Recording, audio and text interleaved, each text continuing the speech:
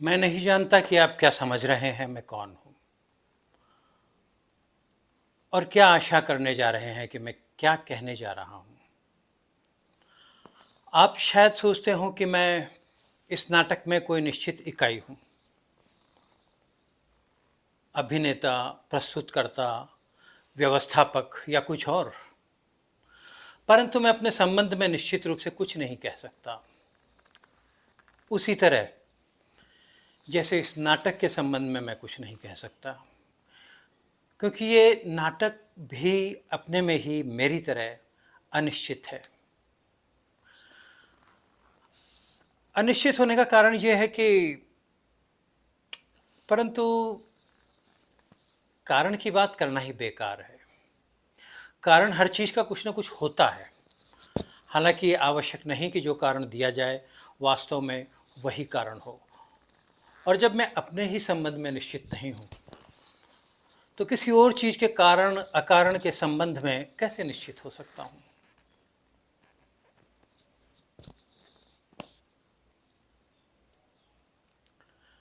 मैं वास्तव में कौन हूँ, ये एक ऐसा सवाल है जिसका सामना करना इधर आकर मैंने छोड़ दिया है।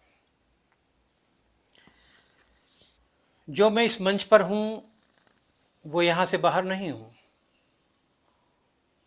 और जो यहाँ से बाहर हूँ, खैर इसमें आपकी क्या दिलचस्पी हो सकती है कि मैं इससे बाहर, यहाँ से बाहर क्या हूँ।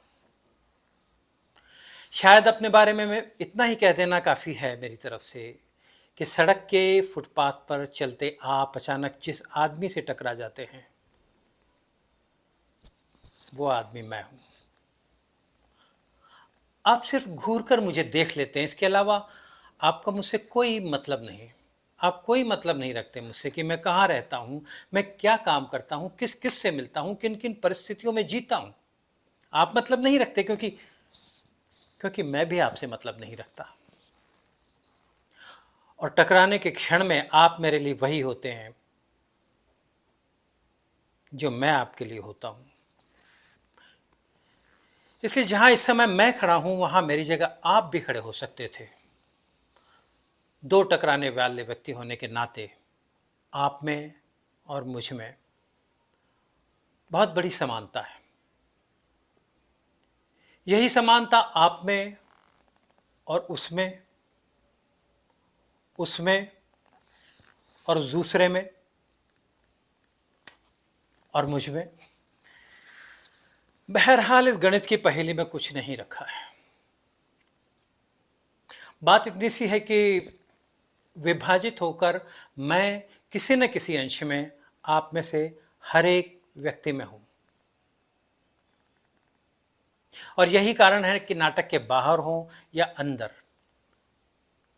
मेरी कोई भी एक निश्चित भूमिका नहीं है।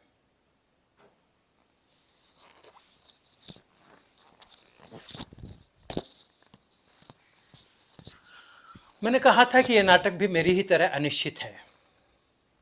उसका कारण भी यही है कि मैं इसमें हूँ और मेरे होने से ही सब कुछ इसमें निर्धारित या अनिर्धारित है।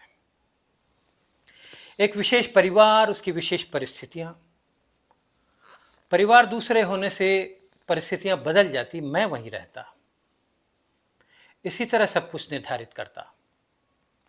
इस परिवार की स्त्री के स्थान पर कोई दूसरे परिवार की स्त्री होती तो वो दूसरी तरह से मुझे झेलते,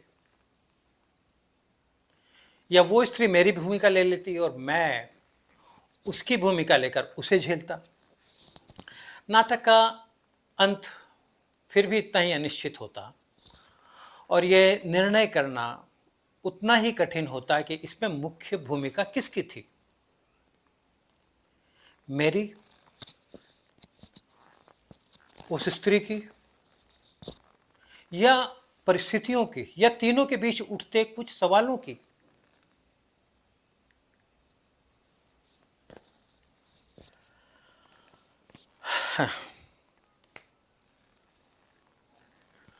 पर हो सकता है मैं एक अनिश्चित नाटक में एक अनिश्चित पात्र होने की सफाई भर पेश कर रहा हूं।